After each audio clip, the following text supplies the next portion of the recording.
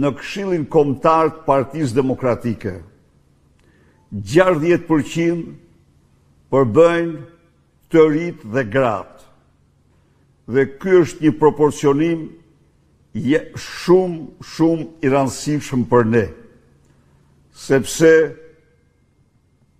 patëm trashëguar një deformim nga i cili u ndam përfundimisht. 2/3 e kryesisë së zgjedhur të Partisë Demokratike zgjidhen për herë të parë, sikundër 3 nënkryetarë të Partisë Demokratike zgjidhen për herë të parë, nga 14 sekretarë, vetëm 3 janë të rizgjedhur.